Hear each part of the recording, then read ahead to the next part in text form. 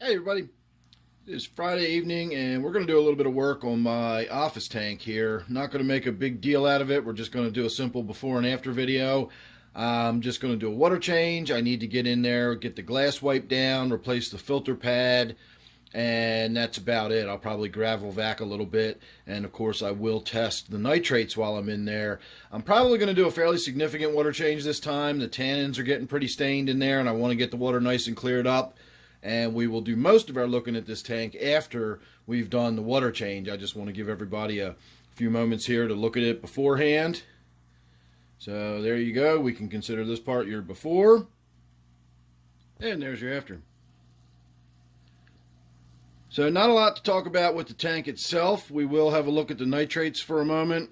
But what I really want to look at in this tank is my German blue ram, who is kind of hiding behind all the Java fern in the middle right there at the moment. But I also want to talk about my new additions to this tank. I don't know if you've noticed them or not, but if you look off to the left, you can see among the roots there of the temple plant, you can see I've got that little group of 4 diamond tetras.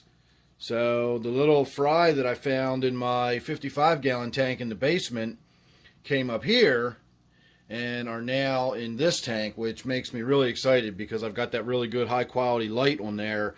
And as these mature and get up to, adulthood, they are going to be spectacular in this tank. You can already see that they're starting to get sparkly colors and little glints of color here and there.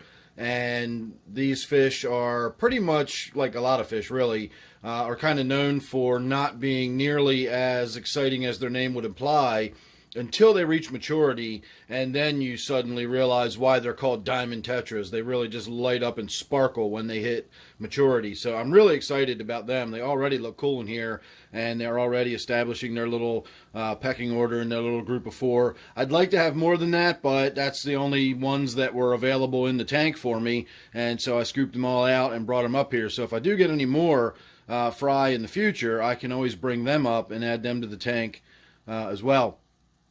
So another thing I found to be interesting, this could be from snails. If you look at the edge of these leaves, you can see how they've all been almost turned into like lace leaf.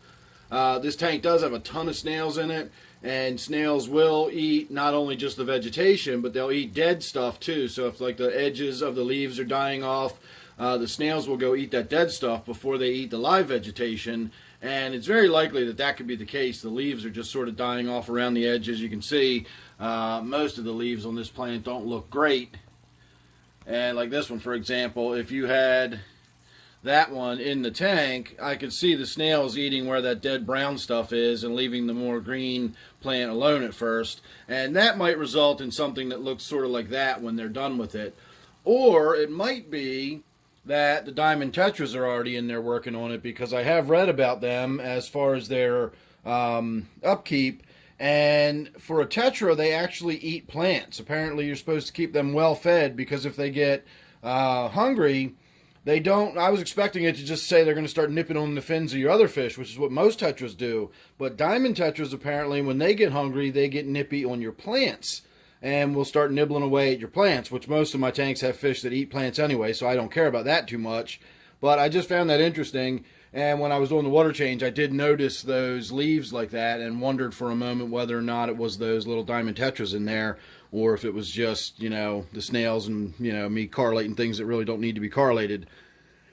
So unfortunately, my German blue ram is a little spooked at the moment. I did a pretty big water change, as I said, and when I was filling the tank back up, he really had nowhere to go. He likes to hide in that back corner underneath the heater, and I did a really thorough gravel vac today and was able to get the gravel vac into the back corner there and clean some of that up, and so that got him a little freaked out too, and I think he's probably going to hide through the rest of this video. So in the meantime, we can have a look at my nitrates.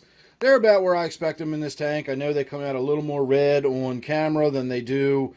You can just look at my hand and see the red color to my hand. It's definitely, the camera's picking up more of the red that's in this light than It should be. This is a 2700K light, so it's got that sort of soft white reddish color to it to begin with.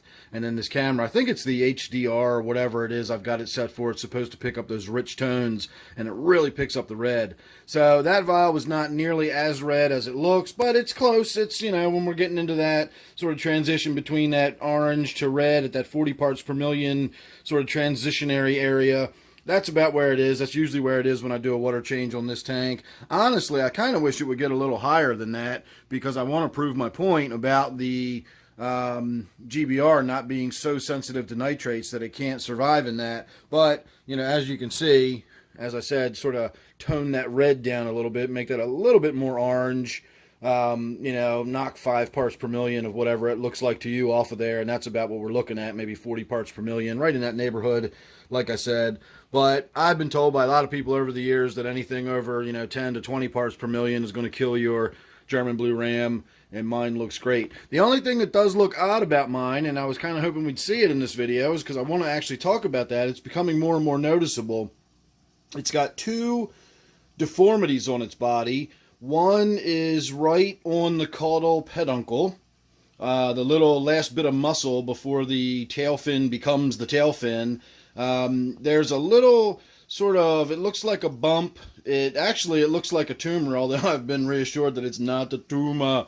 But I have, you know, it does look like a tumor on this fish inside of its flesh. I mean, it's not like a bump on the outside or anything. If you look at it like with the light behind it, it's almost like you can see it inside the fish's body. And then the other thing it's got going on with it is a little tiny, again, looks like a little tumor growing on its right pectoral fin, right at the base of the fin. And it's been there since I got it. But as the fish is getting older, it's getting bigger and bigger. So this would not be the first time I've had fish that had some kind of deformity that got more exaggerated as they grew and got older. There, it's coming out now. So I have had other fish. In fact, my oldest fish right now is my Corydoras, and she's got like a weird crooked tail, and always has. And the older she's gotten, the more crooked her tail's gotten. My now deceased Synodontis in the basement, my Synodontis gypteris, my African featherfin, that fish had some weird deformed fins that had like extra flaps of skin. That never got different as it aged, but it was like that its entire life. It always had odd deformities on its fins. And of course, we've all seen fish with like the hump back and the crooked spine and stuff like that. So it's not that unusual to see fish with deformities on it. But it just kind of bums me out. Here I've got a fish where I'm trying to do sort of a test run to see whether or not nitrates are going to have any kind of an impact on it. And I've got a fish that's got these weird deformities and stuff, which I know has absolutely nothing to do with nitrates. Nitrates don't cause tumors. Or abnormalities in growth, especially ones that were there when you bought the fish and brought it home.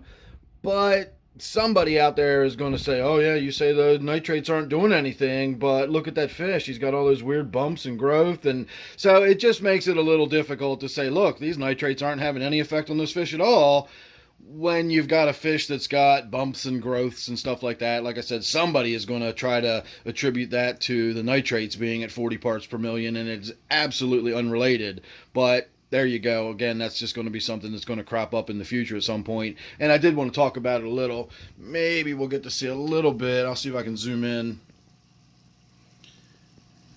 You can just kind of see the base of its pectoral fin right there. Has that sort of brighter whitish looking spot. If we get a closer look at that, you will actually see that that is a physical sort of lump on the fin.